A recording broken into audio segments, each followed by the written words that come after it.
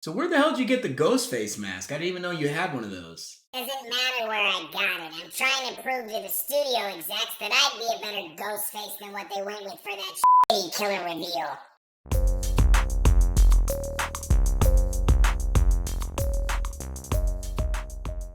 Welcome to O.Chaplins Picks, where I need to watch movies like a zombie needs to eat brains. Gonna be talking about Scream 7, and this one's a little bit tricky because, disclaimer, the Scream franchise is near and dear to my heart. I definitely have a soft spot for these movies. Been a big fan of them ever since the original Scream came out in the 90s. Basically like being in an abusive relationship with an abusive partner. They just keep punching me in the face, and no matter how bad they are, I just keep coming back for more. It's like a vicious cycle that I just can't escape. The entire story this time revolves around Sydney now living this low-key family life where she has a 17-year-old daughter who's also the other main character in the movie. Ghostface returns to stalk Sydney once again, but this time he's also targeting her daughter, so that's like a new element that's brought into the film. My overall rating for Scream 7 is 3.5 brains. I'm gonna get into my brain reasons and then my brain deads. I'm gonna give 1.5 brains for entertainment. I was very entertained throughout most of the movie. I did enjoy seeing Sydney come back. I also thought it was really interesting seeing her in a family dynamic, seeing the dynamic between her and her daughter, exploring what it would be like to be Sidney Prescott's daughter, especially with Sydney's history, who she is and everything. It was really interesting seeing how that would affect her daughter, and they definitely touch on that, which I thought was pretty cool. And I was also very entertained by them bringing Matthew Lillard back as Stu Macher. Stu was always one of my favorite characters from Scream 1. He hasn't come back for any of the other films because if you've seen Scream 1, then you know that he got a TV dropped on his head. They had a clever way of bringing him back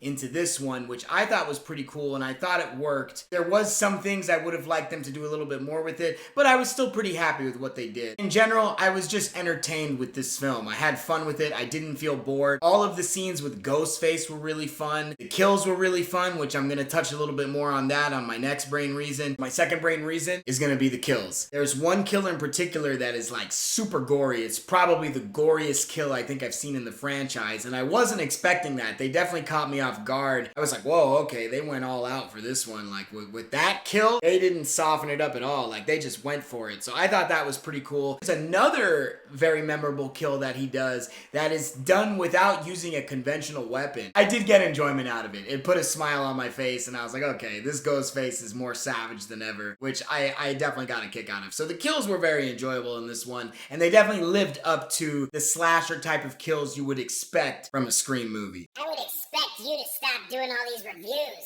You know what, Mikey? I'm still upset with you for what you did to me the other day. Hiring somebody to kidnap me and then trying to steal all my shit and fly off to Fiji? What were you thinking, man? Why the hell would you do that? Aw, come on, man. I was just playing. Can't you take a joke? Sure as hell didn't feel like a joke. I woke up handcuffed in my own closet with some creepy masked man looking me in the face. That's just a friendly guy who's always hanging outside of 7-Eleven. If I wasn't able to pick my handcuffs, I would have still been in there. I'm sorry, man. Yeah, whatever, Mikey. My third brain reason is going to be some of the interesting ideas and the way that they utilize today's modern technology in this movie, and were able to utilize the technology to even bring in nostalgic elements. Just imagine putting this kind of technology in Ghostface hands. I thought that was really cool. It definitely got some points for me that they kind of figured out a way to put Ghostface completely in the modern world of today and make him take advantage of the technology that's out today. So my biggest brain dead is going to be the writing and the killer reveal. I felt like the writing had a lot of holes in it. Once the movie gets further along and they start making you wonder like who the killer could be, there was some stuff that they had certain characters doing to make them look guilty that just didn't make sense. They give mild explanations of why, especially one character in particular, of why one character is doing something, and I felt like it just didn't make sense. It was just purely put in there to make that character look guilty, but not completely thought out. I feel like Kevin Williamson, as great of a writer as he is, he must have been put under a lot of pressure by the studio to get this script script done fast so that they could get the movie out on time. That might have made him rush it a little bit, and you can kind of notice it in some of the writing. It could have been tightened up a little bit. The killer reveal itself was probably the weakest killer reveal in the franchise, and it's because the motive was very flimsy, not clear, and not explained well. The killer reveal was very, very random, and I'm sure that was done to catch the viewer off guard and surprise you. If they wanted to go in that direction, then they needed to have a much more solid motive, because it was like a weak motive and then random killer reveal.